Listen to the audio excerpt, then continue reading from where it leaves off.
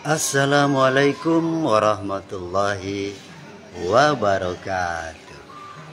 Bertemu kembali dengan kami Mbah Sis di channel Cahaya Hati, channel yang mengungkap dan mempelajari ilmu ajaran agama, ilmu ajaran rohani, ilmu ajaran berketuhanan.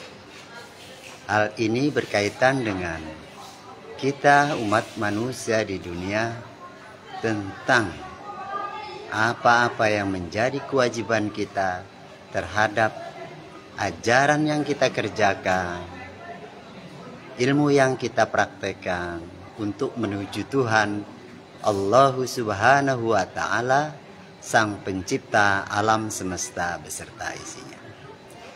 Baik saudara-saudaraku yang beriman, di mana saja Anda berada, salam rahayu, salam sejahtera, salam kebajikan, salam perdamaian, dan salam persaudaraan untuk seluruh umat manusia dimanapun Anda berada. Pada kesempatan kali ini kami akan coba menyampaikan beberapa kajian yang berkenaan dengan malam Lailatul Qadar, di mana malam Lailatul Qadar adalah malam turunnya wahyu, turunnya firman, turun kalam qadimnya ke dunia, yaitu yang disebut malam turunnya kitab suci Al-Quran untuk umat muslim di seluruh dunia. Pahami saudara-saudaraku yang beriman dimanapun Anda berada, ini berkenaan dengan kalam sucinya, kalam kodimnya, kalam firmannya, yang berasal dari Sang Maha Suci, yang itu adalah unsur rahasia kebesaran persifatan Tuhan itu sendiri, Allah Subhanahu wa Ta'ala. Dia Maha Suci, maka yang turun, yang disampaikan dari Dia yang Maha Suci, maka unsurnya suci pula, sehingga kalamnya, firmannya disebut kalam suci, dan mewujud di dunia menjadi kitab suci. Ya, hal ini berkenaan dengan kitab-kitab sebelumnya, kitab-kitab suci, dimulai dari utusan-utusan Tuhan di dunia, mulai utusan di zaman Nabi Adam sampai dengan Nabi Muhammad. Semuanya adalah kalam suci, firman suci dari Sang Maha Suci, dan di dunia mewujud menjadi kitab suci, yaitu kitab untuk panduan, untuk pedoman, untuk petunjuk, penjelas dan pembeda bagi umat-umat manusia di dunia di setiap zamannya. Nah, pada kesempatan kali ini saudara-saudaraku, kami akan coba mengungkap tentang ayat suci, firman suci, yaitu yang datangnya dari Sang Maha Suci, Allah Subhanahu wa Ta'ala, yaitu turunnya wahyu. Maka hakikatnya sebetulnya kalam-kalamnya suci, ayat-ayat yang suci, firman-firman yang suci, itu adalah suatu unsur rahasia kebesaran persifatannya yang diutus kemudian mewujud ke dunia. Kalamnya dari rahasia kebesaran persifatannya mewujud ke dunia.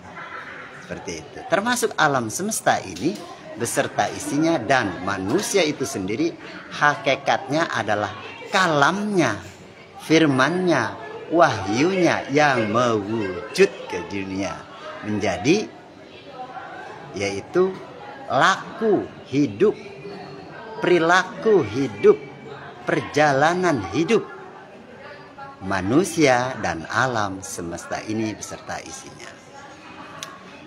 Saudara-saudaraku yang budiman dimanapun Anda berada, khususnya senusantara, bahwa kita mulai dari kalimat ta'awud. makna hakiki dari kalimat ta'awud itu yang berbunyi a'udzubillahi minasyaitonir rajim adalah kalamnya, hakikatnya kalam qadim, kalam la harfin wala bisautin, tidak berlafar huruf dan suara. Artinya rahasia, suatu unsur rahasia kebesaran persifatannya yang suci. Seperti itu. Kalam itu berupa petunjuk, berupa penjelas dan pembeda di dunia mewujud. Nah, dari kalimat a'udzubillahi minasyaitonirrajim mengandung makna, pengertian, suatu penjelas, petunjuk dan pembeda. Di mana arti dari kalimat a'udzubillahi minasyaitonirrajim itu adalah aku berlindung kepada Allah dari godaan setan yang terkutuk. Nah, makna awal ini suatu makna yang datang dari sisinya, dari kalamnya yang suci. Akunya, aku dia. Ya, aku siapa? Aku pemilik kalam. Siapa dia? Allah Subhanahu wa ta'ala, Tuhan yang maha suci, yang maha esa. Jadi, itu suatu perintah, kalimat perintah. Nah, aku berlindung kepada Allah dari godaan setan yang terkutuk. Artinya Allah memerintahkan kepada manusia, ya, manusia, siapapun itu manusia di dunia yang mewujud, yang berkata aku, ya, akunya manusia harus berlindung kepada Allah agar tidak tergoda oleh, ya, setan yang terkutuk. Nah, bagaimana cara berlindung kepada Allah? Allah maha gaib, maha rahasia di alam yang sangat rahasia. Ini sangat sulit. Manusia di alam makrokosmos, alam wujud, sedangkan Tuhan Allah Subhanahu wa ta'ala di alam yang maha rahasia. Laisa kamitslihi syai'un, tidak sama dengan makhluknya. Dia maha mikrokosmos, maha halus, maha suci. Sehingga bagaimana masuk ke dalam unsurnya, yaitu berlindung kembali kepada Dia, Sang Pencipta alam semesta ini. Nah, inilah perlu adanya pembimbing, perlu adanya yang membimbing, perlu adanya guru yang membimbing, guru yang menunjukkan jalan, cara, teknik, metode untuk kita bisa kembali kepada Allah. Nah, karena Allahu maha unsur ruhaniyah, ya, dan kalamnya pun itu tadi kalimat ta'awud itu adalah kalam ruhaniyah, maka di dunia ini setiap manusia harus menemukan guru yang mengajarkan tentang ilmu rohani, karena kita akan kembali kepada sang maha rohani, sang pemilik kalam tersebut, saudara-saudara. Ya. Nah, inilah penting. Jadi kita harus mencari guru rohani yang mengajarkan teknik, metode, cara jalan, rukun syarat untuk kembali kepada unsur rohani kita yang ada dalam diri kita. Nah, di mana Tuhan Allah Subhanahu wa ta'ala, ya, mengutus utusannya, ya, yang mewujud ke dunia, ya, untuk sebagai wakil Dia, sebagai wasilah Dia, tali penghubung, ya, manusia kepada Allah, pada Tuhan yang Maha Esa, atau khalifah fil ard di dunia, atau kekasihnya Tuhan di dunia, atau utusannya Tuhan di dunia, atau sifat Tuhan yang wujud di dunia. Sifatnya Tuhan yang mewujud di dunia yaitu utusan Tuhan. Tuhan mengutus bagian daripada unsurnya, ya, rahasia kebesarannya itu disebut utusan. Nah, utusan itu mewujud ke dunia, di dunia mewujud menjadi utusan pula, khalifah ke dunia. Nah, sebagai tali penghubung, sebagai channel, sebagai guru rohani yang mengajarkan ilmu rohani. Nah, itu sudah dicontohkan ya oleh Allah Subhanahu wa taala lewat manusia pertama. Siapa dia? Nabiullah Adam alaihissalam. Itulah utusanmu, itulah guru rohani, dialah wasilah, dialah khalifah, dialah utusan, dialah si pembawa risalah ajaran agama samawi. Nah, lewat guru tersebut, nah akan diajarkan dengan teknik, cara jalan, metode, rukun syarat, ya, untuk kita bisa kembali kepada Allah, yaitu bagaimana kita bisa kembali kepada Allah Maha Rohani. Nah, unsur rohani yang ada dalam diri kita bisa terhubung dengan Sang Maha Rohani lewat guru rohani yang tadi utusan yang mewujud, seperti saudara-saudara. Ya, pahami itu. Ini sistem Tuhan, ini sistem ajaran, ini sistem agama. Ya, Tuhan mempunyai sistem, bukan semaunya kita sebagai manusia. Ya, ajaran dibuat sistem oleh Tuhan. Bertuhan pun mempunyai sistem. Tuhan membuat sistem seperti itu. Nah, utusan Tuhan yang pertama Nabiullah Adam alaihissalam.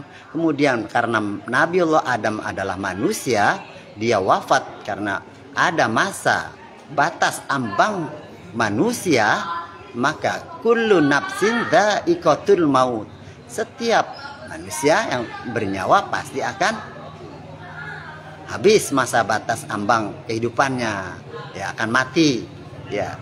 Nah, meninggalnya, wafatnya Nabiullah Adam alaihissalam, maka ada penerusnya, pewarisnya yang membawa ajaran agama yang mutlak, kalam kodimnya.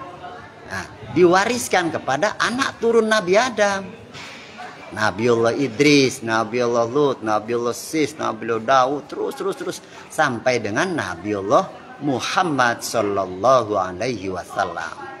Nah, sebutan Nabi habis pada zaman Nabiullah Muhammad Sallallahu Alaihi Wasallam. Sudah tidak ada sebutan Nabi atau pangkat, ya, berakhir.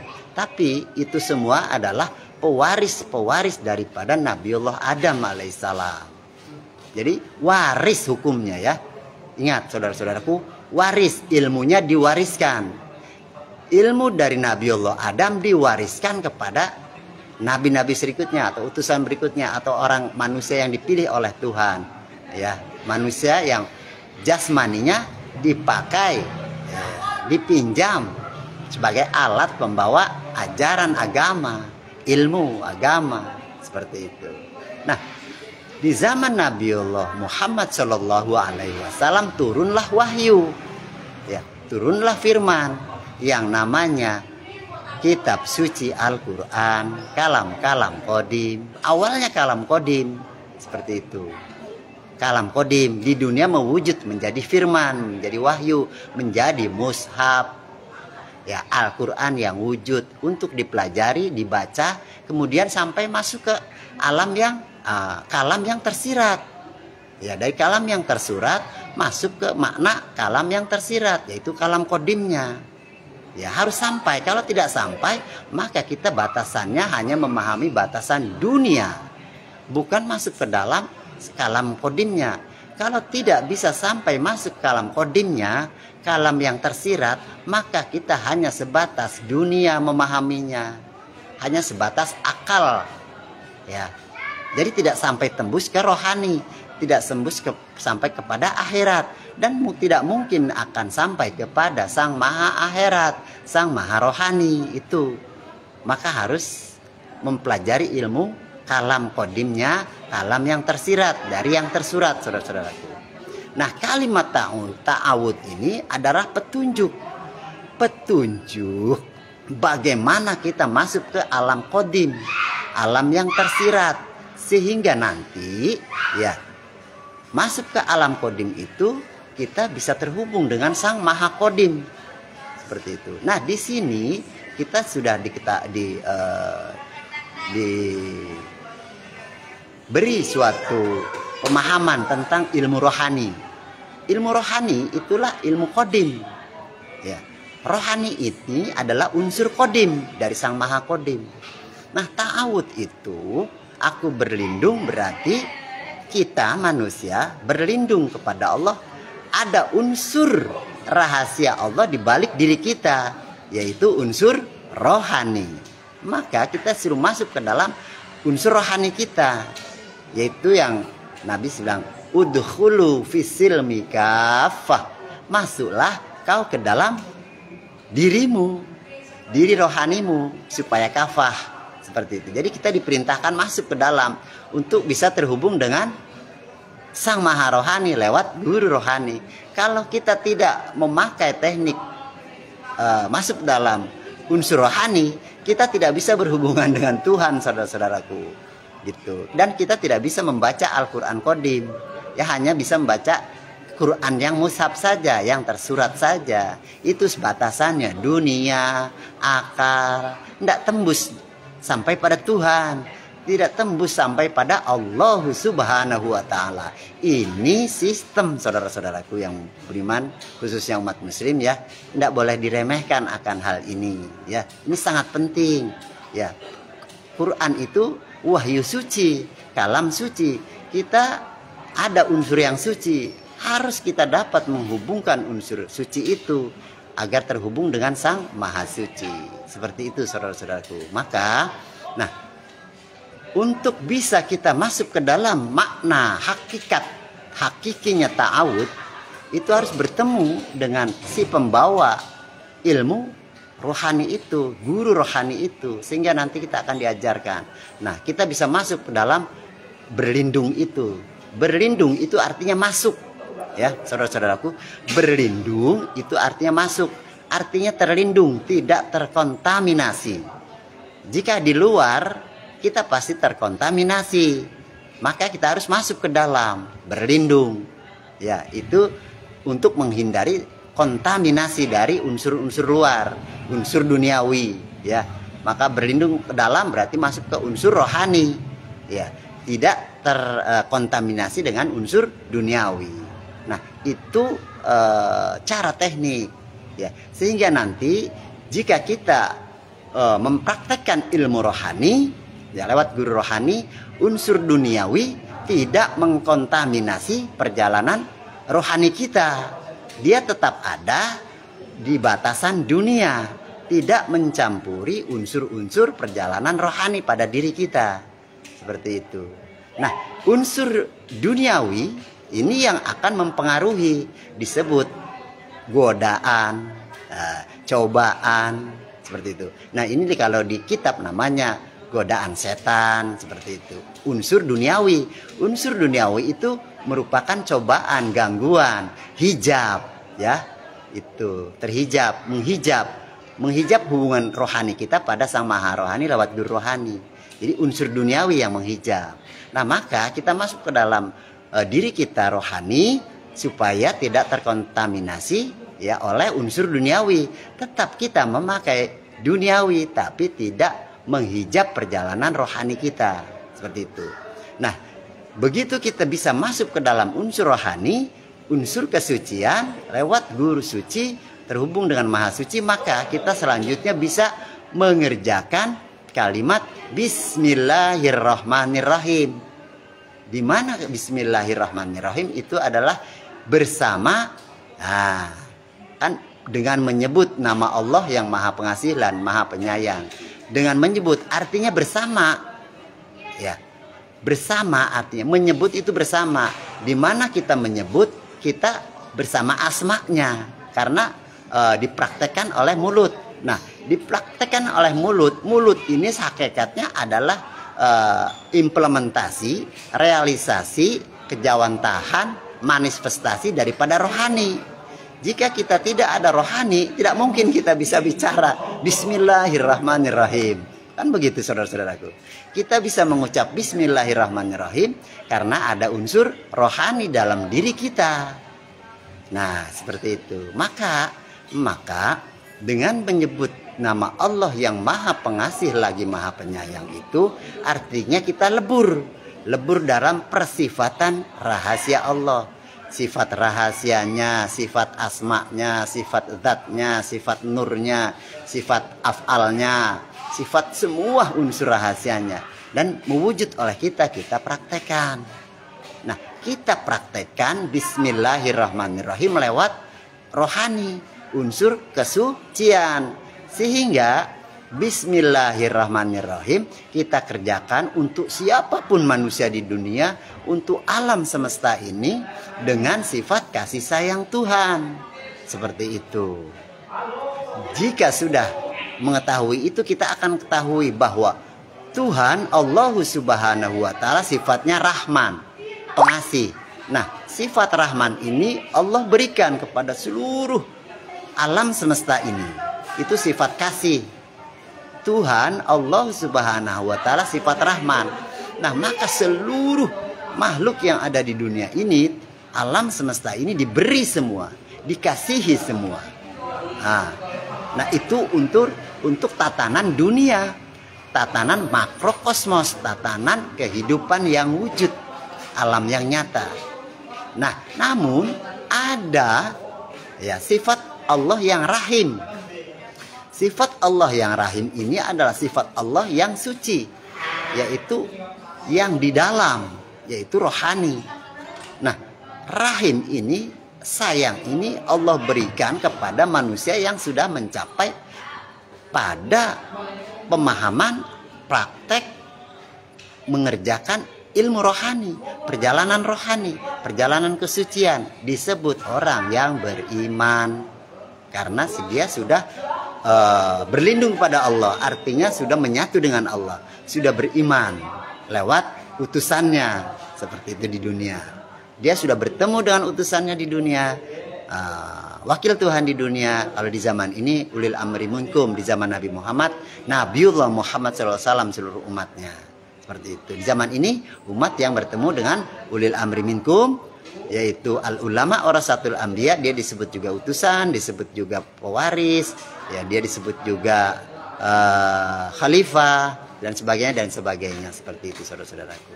Nah, di zaman ini namanya waliya mursida, seperti itu. Nah, jika sudah lebur dengan kalimat ta'awud, kemudian kita bersama kalimat bismillah, dan kita bersama rahimnya Allah, sayangnya Allah, yaitu apa? Perjalanan rohani, ya, perjalanan keimanan. Nah, seluruh perjalanan kita yang kita praktekkan, kita kerjakan di dunia dengan rahimnya Allah, dengan kesucian Allah, tanpa batas, lepas tanpa batas. Kita memberi, ya, mewakili daripada perwujudan rahmannya Allah, lepas tanpa batas, ya. Karena apa? Unsur kesucian rahim itu, karena menyadari, ya, apa yang kita praktekkan, apa yang kita dapat itu rahimnya Allah, ya, sayangnya Allah. Maka kita implementasikan lagi, kita wujudkan lagi di dunia ini, kita praktekkan lagi rahimnya Allah kepada seluruh umat manusia sedunia dengan kesadaran tinggi. Seperti itu. Terus semua praktek kehidupan kita di dunia ini lewat unsur rohani, rahimnya Allah, sayangnya Allah, kita realisasikan di muka bumi. Karena itu hakikat kodim, ya, hakikat kalam kodim, wahyu kodim yang mewujud pada diri kita, kita praktekkan, maka semuanya menjadi persifatan kasih sayang, sehingga menjadi kedamaian, menjadi persaudaraan, menjadi rahmat, menjadi tatanan, dan sebagainya, seperti itu. Manusia yang sudah mendapatkan rahimnya Allah, yaitu manusia yang beriman. Kenapa? Karena manusia yang beriman itu manusia yang sudah bertemu dengan utusan Tuhan di dunia, wakil Tuhan di dunia, khalifah Tuhan di dunia. Dan dia mengikuti petunjuk, mengikuti arahan, bimbingan oleh manusia utusan Tuhan tersebut, kasih Tuhan tersebut, walia mursida tersebut. Di setiap zamannya ada, setiap zamannya seorang ada, seperti itu. Nah, terus seperti itu, sehingga dalam kehidupannya setiap saat, setiap detik, setiap waktu, itu adalah turunnya kasih sayang Tuhan. Ya, kemudian kita renungi, kita sadari, kemudian kita wujudkan kembali sifat Rahman Rahimnya Tuhan kepada seluruh makhluk di dunia dan alam semesta ini. Sehingga itu saja, Rahman Rahim saja yang kita perbuat, yang kita dapat. Kita menyadari itu semua adalah Tuhan semua. Ya, rahimnya Tuhan, ya, sayangnya Tuhan. ya kepada kita, kemudian kita implementasikan, kita wujudkan kembali, kita faktakan lagi, kita nyatakan lagi kepada seluruh umat manusia ini dalam kehidupan kita, praktek perjalanan hidup kita di dunia. Sehingga itulah rasa syukur kita, ya, alhamdulillah, puji syukur kita kepada Tuhan, ya, syukur kita pada Tuhan. Tuhan, ya, menganugerahkan, ya, sifat Rahman Rahimnya kepada umat manusia di dunia ini, kemudian diperhatikan lagi, ya, seperti itu, dengan sifat kasih sayang terus sampai semuanya itu, ya, semuanya itu adalah bentuk daripada kuasanya unsur rohani, sehingga perjalanan hidup kita tahu, ya, apa yang kita kerjakan langsung ada feedbacknya atau ada reaksinya. Kita berbuat aksi nih, kemudian ada reaksinya, sebab akibat. Nah, itu adalah jadinya dinyatakan hisab, dinyatakan pembalasan, ya, dinyatakan hari pembalasan, dinyatakan hisab. Ya, kita tahu begitu kita berbuat langsung dibalas, karena tabur tuai, sebab akibat, aksi reaksi, hukum kausalitas, hukum kehidupan, seperti itu. Dan langsung di situ perjalanan itu, perjalanan Shiratal Mustaqim pun ada, karena sangat sulit untuk perjalanan kesucian, perjalanan rohani, sehingga semua unsur-unsur yang kodim, Shiratal Mustaqim, hisab, ya, hari pembalasan, itu kita lakukan setiap saat, setiap waktu, karena kita masuk ke dalam unsur kodimnya, unsur kalamnya, ya, sampai dengan penjelasan makna dari ghairil maghdubi 'alaihim waladdallin. Seperti itu. Kita manusia yang beriman, yang sudah lebur, yang sudah masuk ke dalam unsur rahasia kebesaran persifatannya, unsur rohani, maka kita bukan termasuk orang-orang yang dimurkai dan bukan orang-orang yang sesat, karena kita masuk dalam jalannya, relnya, kitabnya, wahyunya, firmannya, kita praktekkan dalam kehidupan sehari-hari. Seperti itu. Jadi ihdinas siratal mustaqim, jalan yang lurus, jalan rohani, jalan kesucian, jalan Tuhan, unsur Tuhan, ya, bergerak dalam kesucian. Sangat sulit, saudara-saudaraku, berjalan dalam kesucian di dunia ini, tidak mudah. Maka disebut siratal mustaqim, jalan yang lurus, yang jembatan itu, jalan itu diibaratkan kias rambut dibelah 7, sulit karena unsur kesucian. Mempraktekkan unsur kesucian Tuhan, ya, rohani itu sangat sulit, tidak mudah. Nah, kita bisa mengerjakan karena syafaat ataupun pertolongan dari guru rohani. Itu seperti itu. Dialah yang memberikan garansi kita, membimbing kita terus seperti itu, menuntun kita di jalan itu, saudara-saudaraku, sehingga sampai kita pada ghairil maghdubi 'alaihim waladdallin. Jadi kita termasuk siratal ladzina an'amta 'alaihim, yaitu jalannya orang-orang yang telah diberi nikmat. Siapa? Orang-orang terdahulu. Siapa? Ya, para kekasih-kasihnya, para orang-orang yang beriman, ya, terdahulu, ya, para wali-wali, para nabi-nabi, ya kan, seperti itu. Itu pakainya jalan itu, jalan kodim namanya, jalan yang mutlak, jalan ruhania, seperti itu. Sehingga, ya, suratul Fatihah yang kita awali dengan bismillah itu sudah masuk ke alam ruhania, alam kesucian, praktek semua. Dan sebelum masuk suratul Fatihah, dia harus praktek dulu ta'awud, ya, melebur dulu kepada unsur rohani Tuhan, ya, terhubung dengan Tuhan. Nah, pada akhirnya nanti sesungguhnya unsur rohanilah yang bergerak di dunia ini, yang mempraktekkan semuanya. Kalau unsur rohani berarti Tuhan juga, unsur Tuhan juga yang praktekkan dengan kesucian-kesucian. Nah, baru di situ manusia yang beriman akan terjaga dari amar ma'ruf nahi mungkar. Dan amar ma'ruf nahi mungkar pun bukan manusia yang berbuat, tapi hakikatnya adalah karunia dan rahmat Tuhan. Karena unsur rohani juga yang berbuat, seperti Tuhan juga yang berbuat. Manusia tidak mampu untuk berbuat, tidak berbuat keji dan munkar atau terhindar dari perbuatan amar ma'ruf nahi munkar. Tidak bisa, tidak mampu kecuali Tuhan sendiri. Unsur rohani itu sendiri, saudara-saudaraku. Seperti itu. Jadi ya, pahami Al-Qur'anul Karim ya berasal dari kalam yang suci, kalam qadim, wahyu yang suci, unsur rohani. Ya. Jadi mushaf Al-Qur'an yang wujud itu untuk dibaca, dipraktekkan. Ya, dipelajari, temui petunjuknya, ya, ada di situ. Petunjuknya adalah yaitu laqad ja'akum rasulun min anfusikum dan seterusnya. Itu ya ayat di dalam surat At-Taubah 128. Itulah petunjuk, itulah penjelas dari utusan di dunia di setiap zamannya. Kemudian dikuatkan lagi dengan surat Al-Kahfi ayat 17, yaitu falam tajidalahu waliyam mursida. Nah, itu petunjuk jalan.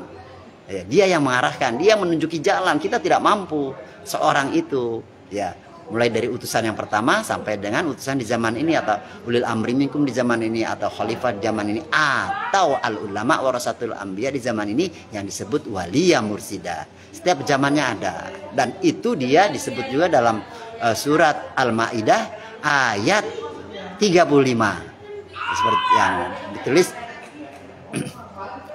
ya, wabtaghu ilaihil wasilah wajahidu fisabilihi.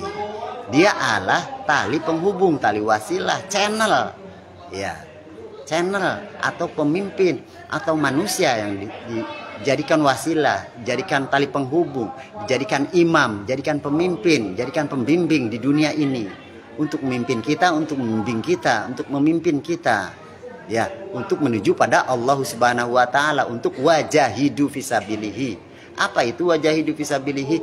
Hidup di jalan kehidupan Tuhan di dunia ini. Ya, wajahidu fisabilihi itu berjalan, ya, berjihad itu berjalan di jalan Tuhan. Di jalan Tuhan di mana? Di unsur rohani. Unsur rohani yang mewujud di dunia bersama jasmani. Unsur rohani yang mewujud pada jasmani ya di dunia. Dunia ini alam akhirat yang mewujud. Yaitu seperti itu. Nah, untuk menjalankan itu semua saudara-saudaraku, demikian penjelasan pemahaman sedikit ya, mengupas tentang kalam qadim, kalam suci, wahyu suci, Al-Qur'anul Karim di suratul Fatihah mulai dari ta'awud. Ya. Ini yang harus menjadi petunjuk, penjelas, pembeda. Dan ini adalah petunjuk tentang turunnya wahyu, turunnya kalam. Ya. Karena turunnya kalam dan turunnya wahyu itu tersurat di dalam surat Al-Qadar.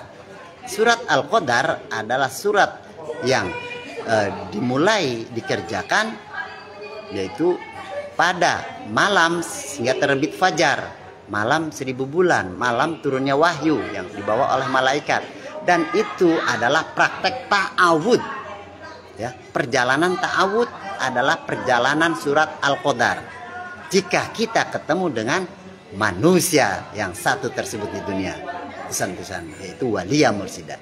Demikian, semoga ini menjadi pencerahan, penjelasan, dan bisa menjadikan suatu petunjuk pada seluruh umat manusia di dunia, khususnya muslim ya.